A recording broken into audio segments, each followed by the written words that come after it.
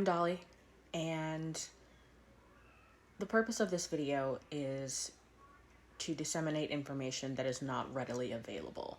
In light of the fact that the world is currently on fire, literally in some places, and that we are entering into a sort of nightmarish dystopian police state, I feel that it's important that information that's not taught in schools, despite it being correct and despite it being vital to know and vital to our understanding of the world and how we relate to each other, that information needs to get out there. I'm doing this largely because all of the other Black folks that I know are exhausted. We are tired of arguing for our humanity. We are tired of arguing that property is not worth a human life. It's not as important as a human life. And I genuinely understand that from the point of view of someone who has never experienced this and someone who has never learned about this, it does look like this comes from a vacuum. It doesn't. So that's what we're going to talk about today. We're going to talk about how the current unrest, there's a whole situation going on with my hair, don't worry about it. We're going to talk about how the current unrest came to be and how it is a very natural and very trackable chain of cause to effect. As far as my qualifications go, I've been educating in activism since I was 12 years old. At 13, I was traveling the country nationwide with a major queer activism group teaching other teenagers. And I carried that forward into my adult life and also brought Black politics into that once I really understood what Blackness meant to me and to the people around me. Because there is quite a bit of internalized oppression, and Black folks, I'm talking to you too. There is quite a bit of internalized oppression. There are quite a few things that we have to unlearn. And we can't do that if we don't have something to replace that knowledge with. So that is the purpose of this video. If you want to pay for the labor, that would be swell, because your boy's balling on a budget. If not, that's not why I'm doing it. I'm doing it because I've spent my life studying this, and knowledge is for everyone, and there's no point in me having dedicated the time that I have to learning these things if I'm going to hoard the information. So I would ask that before you go to your one Black friend, or your Black partner, or your Black relative, what have you, you watch the video. If you have any further questions after the video is over, then maybe ask for clarification. I'm trying to figure out how best to protect myself while also making myself available for those of you who would like to learn further or who would like clarification on some points. If I figure that out after I've posted the video, then I'll add it in the comments. So,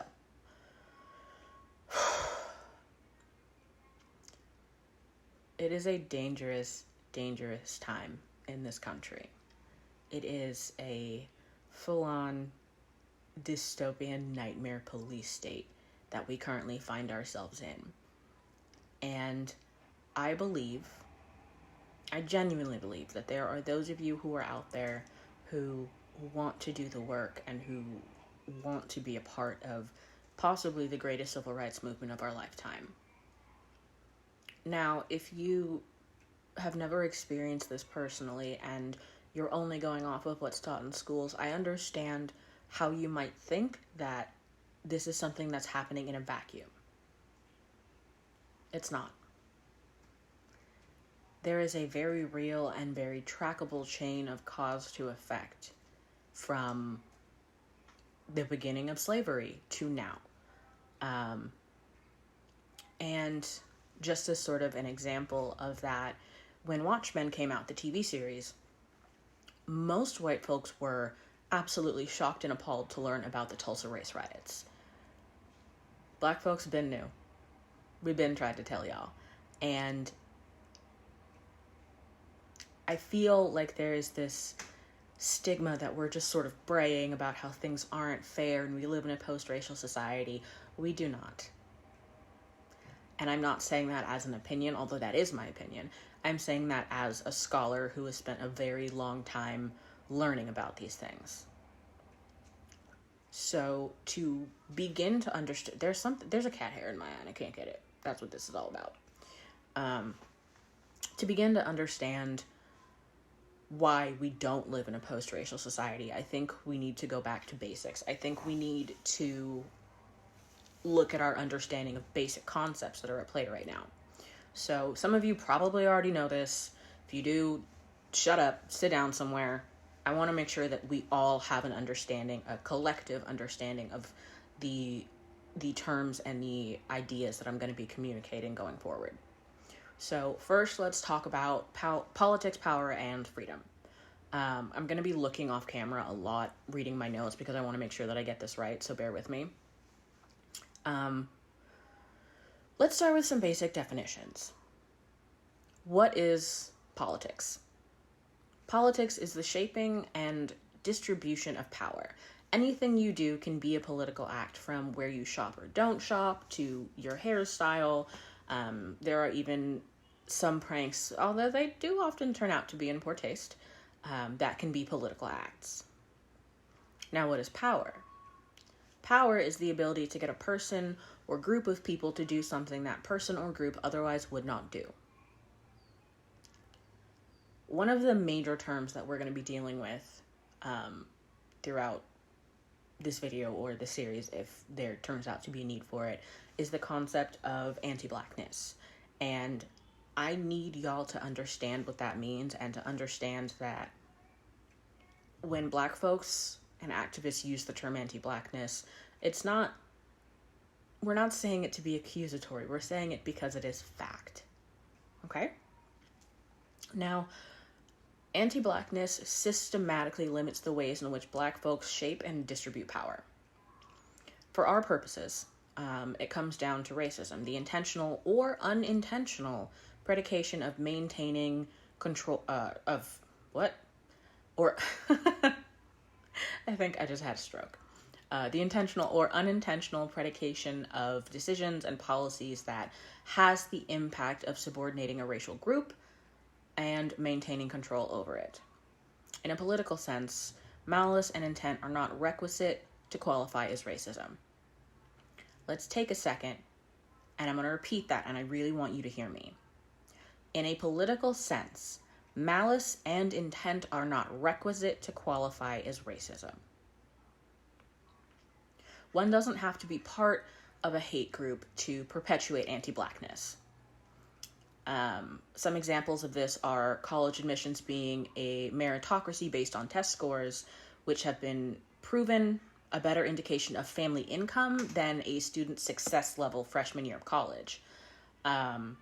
Personal narratives give a much better picture of a student, and GPA scores are similarly based. Not all schools offer, say, weighted classes, and as of 2004, school integration was at the same level as in 1969. Students in less wealthy districts are penalized inherently. Those districts tend to be predominantly Black and of color. So what then is Black politics? Black politics are the purposeful activity of Black people to acquire, use, and maintain power. The policies in anti-Black politics rely on maintaining a dominant structure. Now, let's define freedom. There are several fundamentally different definitions of freedom. So how do we define it, and how do others? The first is sovereign organic freedom. It's referring to natural rights, life, liberty, and the pursuit of property by God. This is how the founders of this country could decry the English and still keep slaves, because chattel slavery was a matter of property. The freedom to do what one desires, including enslave others. Contrary to that is collective deliverance, which is really what Black Lives Matter and Antifa and activists across the world are working toward. Collective deliverance is the liberation of a group from external control, be it captivity, slavery, or oppression.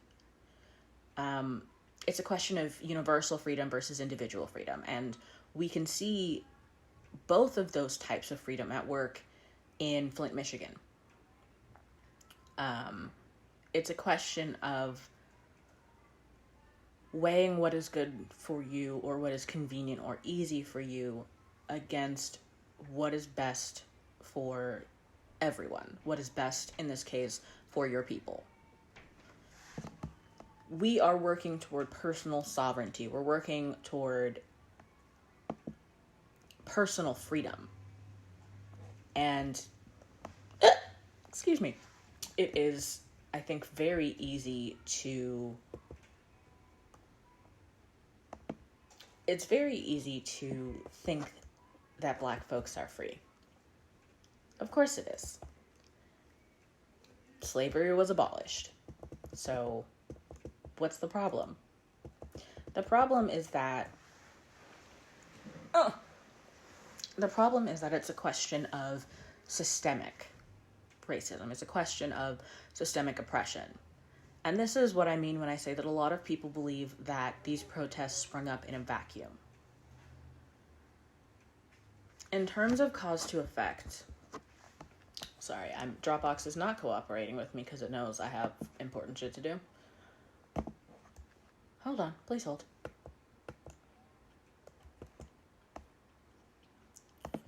Now,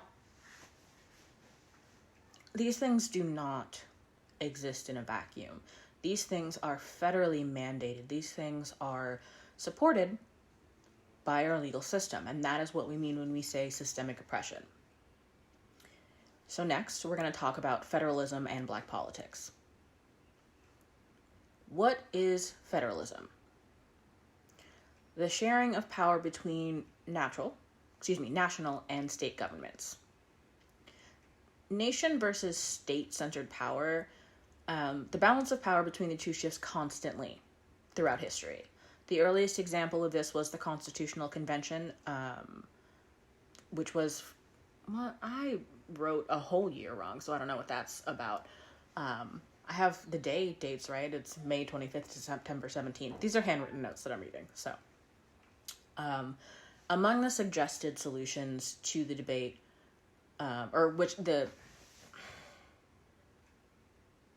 the Constitutional Convention heavily debated topics versus the Constitution. Slavery was, of course, a hot topic at the time. Among the suggested solutions to the debate were the Virginia Plan, which proposed that the people as a whole elect the members of the House of Representatives, and the House in turn would then elect the president, or judiciaries, or what have you. This would have given the House unlimited power. The southern slaveholding states who feared this plan and the House's suggested power of veto would interfere with slavery, threw a complete shit fit when they didn't get their way. And they refused to leave the new nation. So it was ultimately decided that the Constitution would just not mention slavery as a concession. Still, decisions had to be made as to the nature and legal implications of slavery, like compromising with slavery. The House members of each state would be determined by the population of that state. The larger the state, the more representatives it would have. This led to a debate. Should slaves also be counted? The Northerners, wanting to stack the odds in their favor, said no. Southerners said yes, and we all know how rich old white men love tantrums and money, so the infamous 3/5 compromise was enacted, which stated that representation would be counted for 3/5 of the slave population, inflating Southern states' power in the House. We can still see echoes of this today. In our elections, our nationwide elections for president, we can still see strains of this in how much power Southern states have to swing the vote. Now, another debate arose regarding fugitive slaves. What if a slave escaped to a non-slaveholding state? What would their status be, and would a federal government have to intervene? And would a state be able to impose rights over another to protect its interests, or would the federal government have to intervene? Could the federal government intervene? It was settled by the Fugitive Slave Clause in the Constitution, which allowed slave owners to retrieve fugitive slaves from free territories. What about the slave trade? What authority would Congress have to intervene in the transatlantic slave trade? None, at least not right away. Another clause banned any congressional interference over a 20-year period until 1808.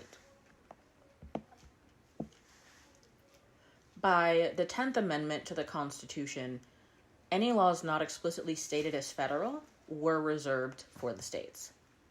So what does this mean for and about Black folks? Mixed results, mostly.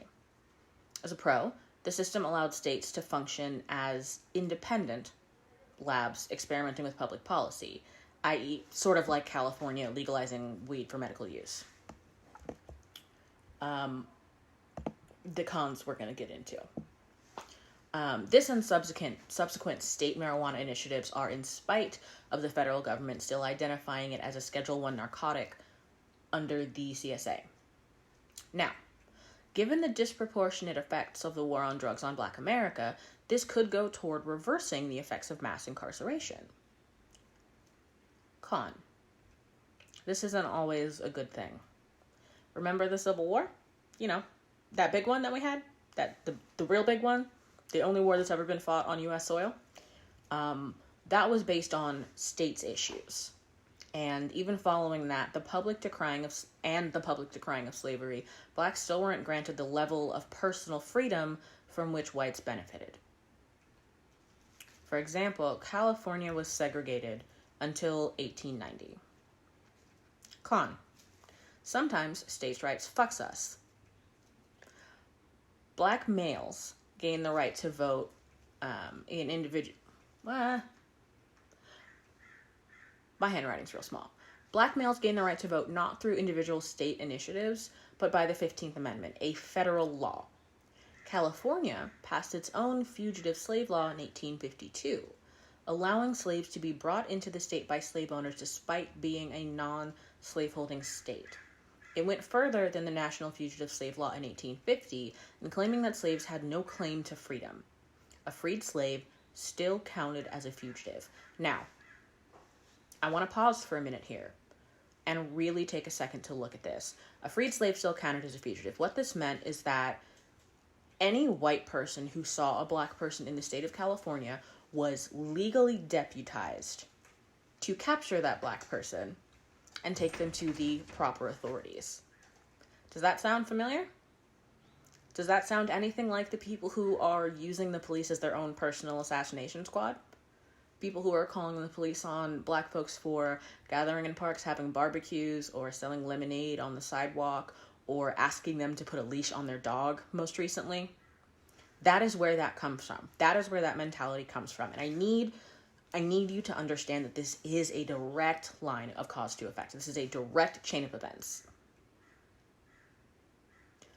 Little over 150 years ago, I'm not good at math. Little over 100 years ago, it was totally legal for white folks to act as their own police force to keep Black people in line. Now, in 2020, nothing has been done to dispel this idea. Nothing has been done to dispel the idea that the police are not your personal fucking Avengers. The concept of police is to protect and serve, and theoretically that should mean everyone. But because we have these holdovers from the 1850s, they're not for everyone. And I want to take a moment before I continue on to say, I don't care if you know a good police officer. We are not talking about individual people.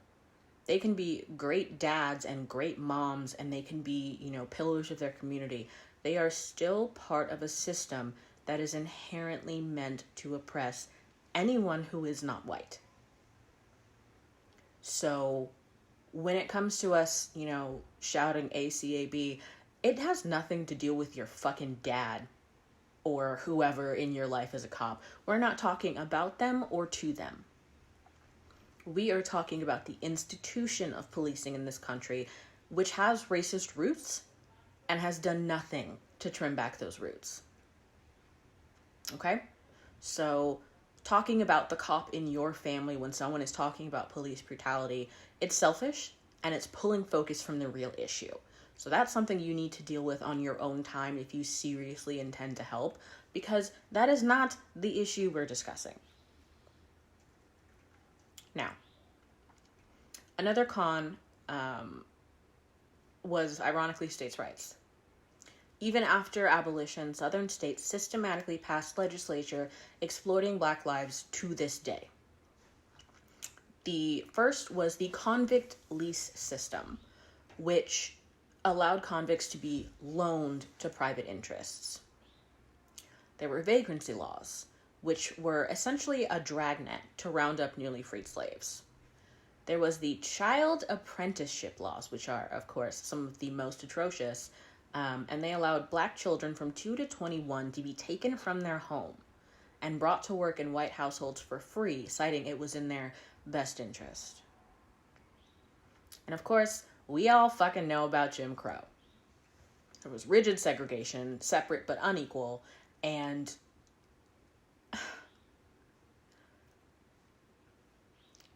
blackface.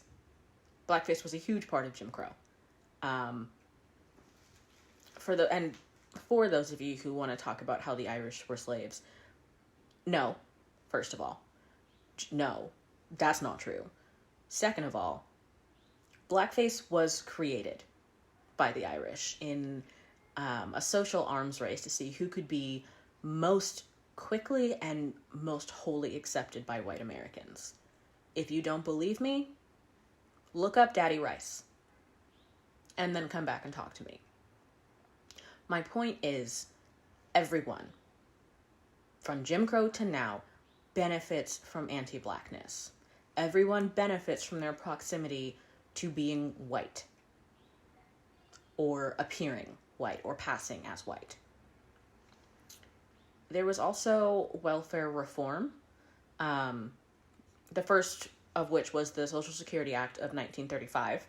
Then there was the Personal Responsibility and Work Opportunity Act of 1996, which imposed draconian and punitive restrictions on recipients as per the state's criteria. So banning luxury foods, in Florida requiring drug tests, etc., etc.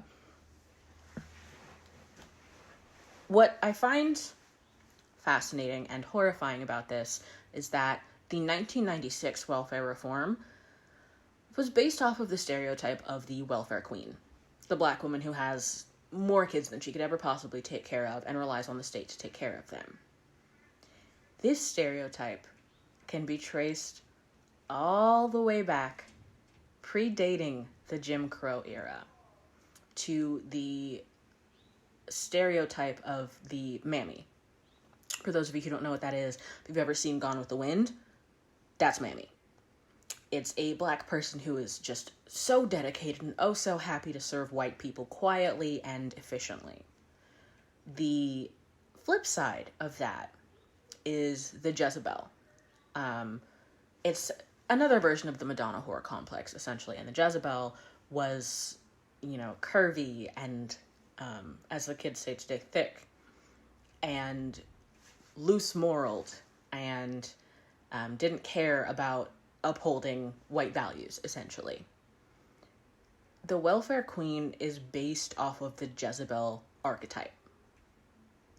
And that archetype led to the 96 welfare reform, which predominantly affected Black women. This is to say nothing of WIC, which is Women, Infants, and Children, because that was created by the Black Panthers. So that's a completely different issue. So what I'm saying to you is that we can absolutely draw parallels between 150, 200 years ago, 300 years ago, 400 years ago, and what is happening right now in this country. Perception is everything. And because nothing was done to dispel the Mammy archetype or the Jezebel archetype, those things have been perpetuated in film and in books and by politicians who don't know any better and don't care to learn any better. And this is why representation in popular media is so important. Because when your representation is disproportionate and inaccurate, it has devastating real-world consequences. It genuinely can put lives in danger. And it has, time and time again. So before you go criticizing somebody who is on welfare, I would go back and look at those stereotypes. I would go back and look at just the way that they depicted us and compare that to the way you think of us now. And I promise you, you will see some uncomfortable similarities. Now, there is such a thing as the Reconstruction Amendments, and that refers to the 13th, 14th, and 15th Amendments of the Constitution. They were federal laws which may have overall improved the Black experience in this country, but also pushed less agreeable states to do gymnastics in the effort to circumvent progress. For reference, the 13th was neither slavery nor servitude, the 14th was citizenship and protection, and 15th was Black men got the vote.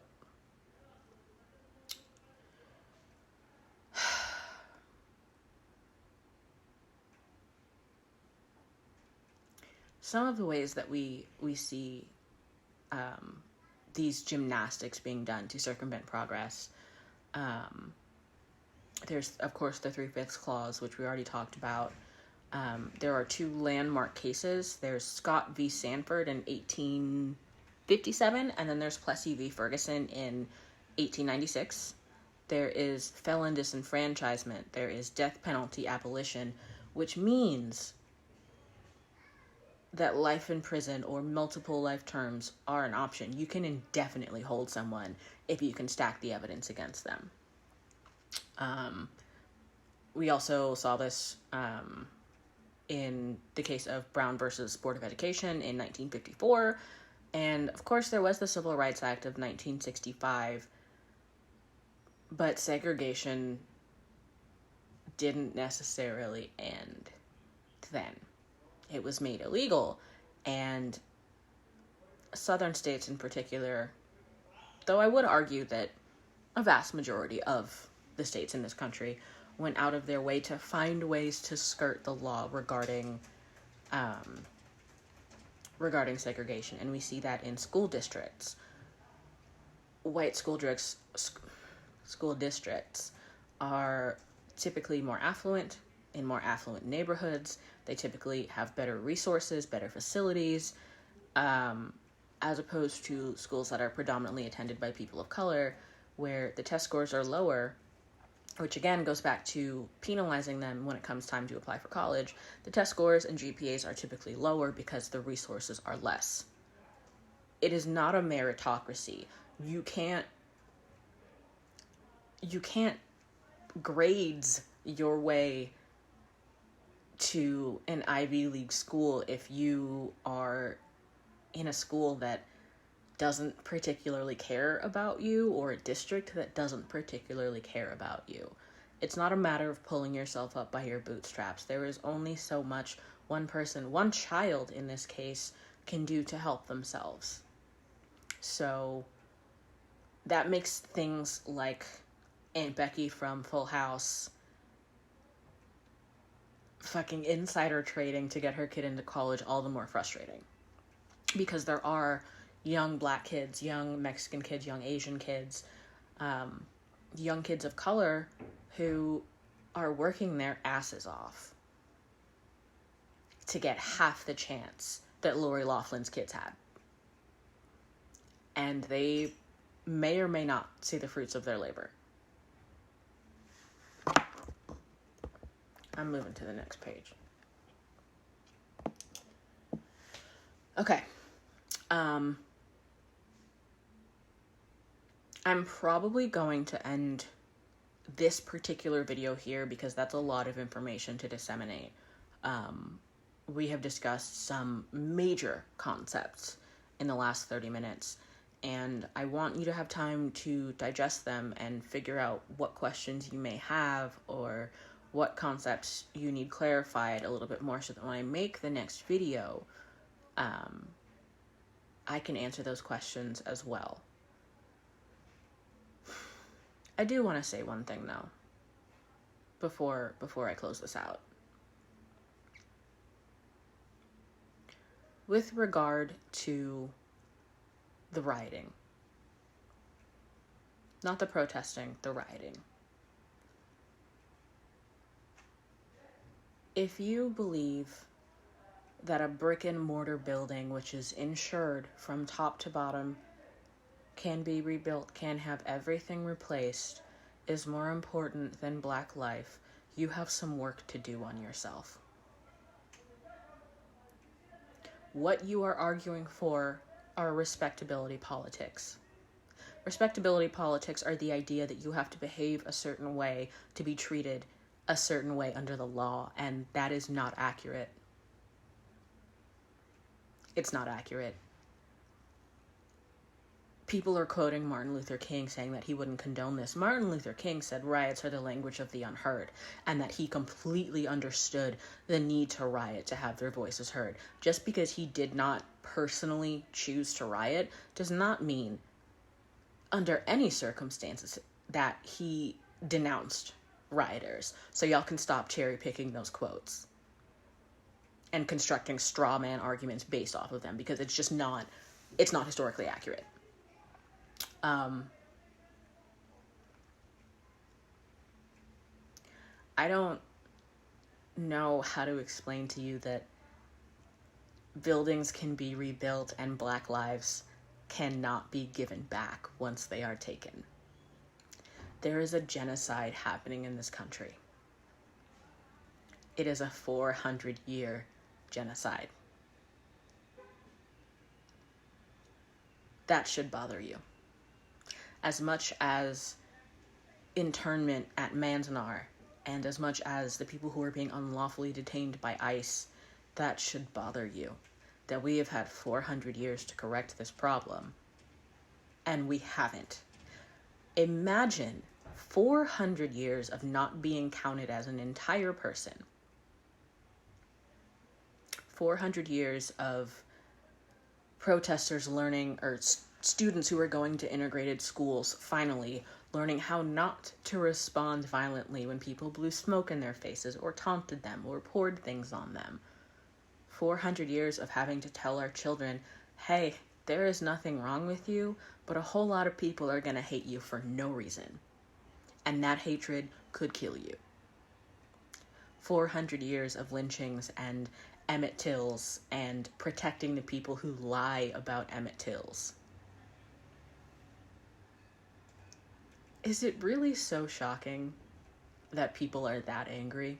That people are willing to smash and destroy 400 years of not being heard? Is it really so difficult to wrap your head around the fact that we have had enough? We tried it your way. We tried peacefully protesting. Colin Kaepernick is a great example of the success of peaceful protests. Cap lost his job, essentially, and is still fighting the good fight, and was still criticized. This is a fundamental thing that going forward we need to agree upon. When you say peaceful protest, you mean a protest that you can ignore.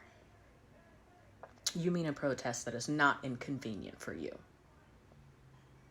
Nothing has ever changed without there being a group of people willing to stand up and be the bad guys. Those of y'all who love to talk about the French Revolution and who, bump Hamilton left and right and talk about how great you are at rapping, where's that energy? When there is actual oppression and wrongdoing happening visibly in front of you, where is that energy?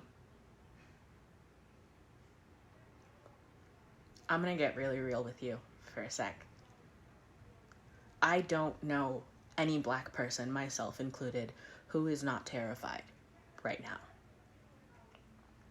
Who is not, if not for themselves, for their brothers, for their fathers and their uncles, their sisters and their aunts?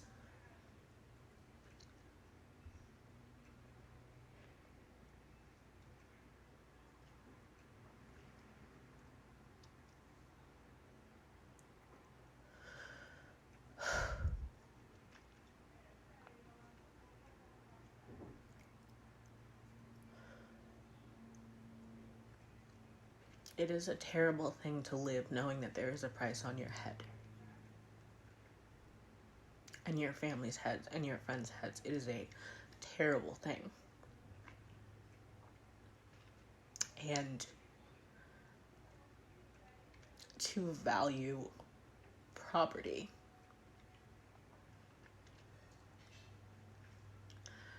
over people's right to live without that fear is so unspeakably selfish.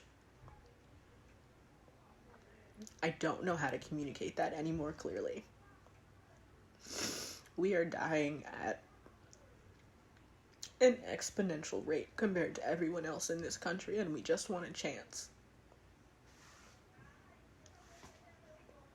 We just want a chance to have what everyone else has, which is the ability to call the police if there is a real emergency, and not worry that if we don't have our phones out, we may not survive. We deserve a chance to go into a store and buy some Skittles and live.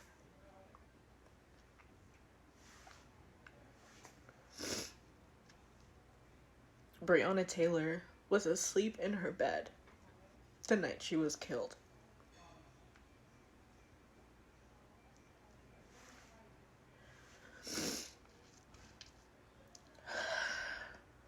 Don't we deserve the right to sleep peacefully and not worry that someone is going to come in and shoot us 8 or 9 times for looking vaguely like the wrong person?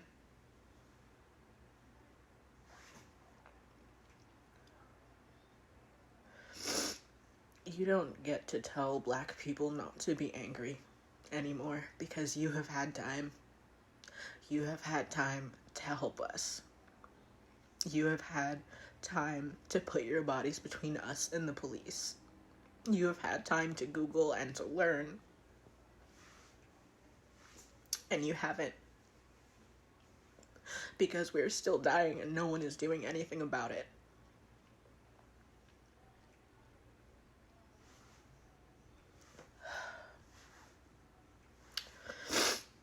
The other night, I was sitting at home watching the news, watching about Louisville and Minneapolis, and I got a text from a friend informing me that there was a police station on fire down the street from my house. My sister and I, who live together, have bug-out bags packed. We are prepared to have to run for our lives. I'm a 27-year-old college student, and it's not fair. It's not fair that I can't guarantee that the police aren't going to get to decide that my life is over. Because I was vocally angry or sharing information like this. I thought a long time about making this video. How best to protect myself and the people around me in the event that this backfires.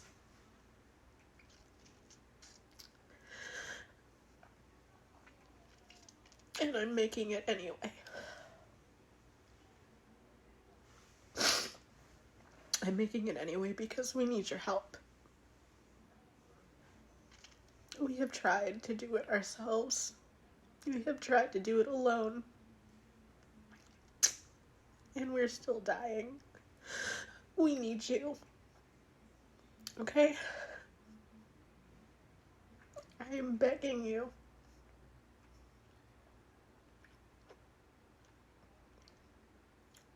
Please help us.